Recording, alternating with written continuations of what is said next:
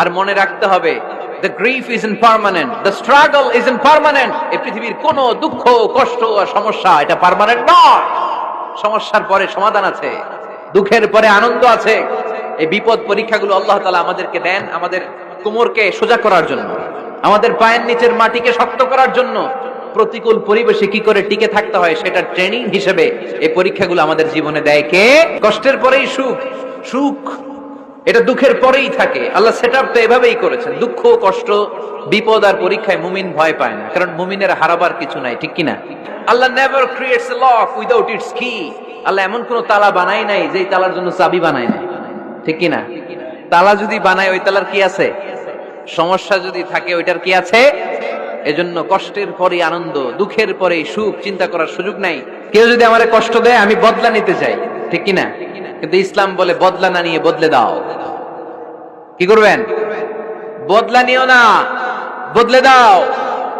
আল্লাহর কাছে বল, বন্ধুর কাছে বলার আগে, স্ত্রীর কাছে বলার আগে, ফেসবুকে শেয়ার করার আগে কষ্টের কথা শেয়ার করব কার কাছে? বিশ্বনবী সাল্লাল্লাহু আলাইহি ওয়াসাল্লাম আমাদেরকে এটাই শিখিয়েছেন।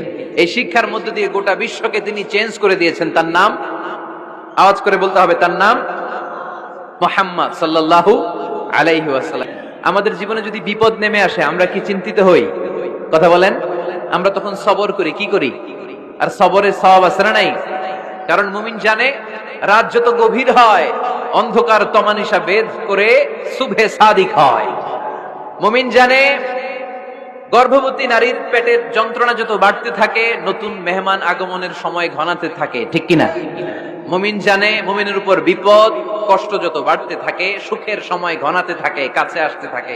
চিল্লায় বলেন ঠিক কিনা? এজন্য আল্লাহ বললেন ফাইন্না মাআল উসরি ইউসরান, ইন্না মাআল উসরি ইউসরা। ও নবী, চিন্তা করবেন না, পেরেশান হবেন না। মাক্কি জীবনে আপনার দুঃখ কষ্ট, কিন্তু কিছুদিন পরে মাদানী জীবনে আপনার জীবনে সুখ নামিয়ে দিবে কে? আপনার জীবনে আনন্দের বন্যা বইয়ে দিবে কে? মোটিভেশনাল সূরা, পেইন রিলিভিং সূরা। আপনি বিপদে পড়লেই এই আয়াত নিয়ে চিন্তা করবেন যে বিপদের পরেই আনন্দ আছে, কষ্টের পরেই দুঃখ আছে। সমস্যা যেমনি আছে সমস্যার সমাধানও। কথা বলেন, সমস্যা যদি থাকে ওইটার সমাধান আছে না নাই? সবশেষ আল্লাহ গাইডলাইন দিলেন। প্রথম গাইডলাইন ফাইদা ফারাগতা ফানসাব ওয়া ইলা রাব্বিকা ফারগাব। ফাইদা ফারাগতা ফানসাব। হে নবী, যখন আপনি দাওয়াতি কাজ করে করে, রাষ্ট্রীয় কাজ করে করে একটু ফুরসাত পাবেন, অবসর পাবেন, ফানসাব ফিল ইবাদা, আপনি একটু ইবাদতে মশগুল হয়ে যান, আপনি একটু দোয়ায় মশগুল হয়ে যান। ওয়া ইলা রাব্বিকা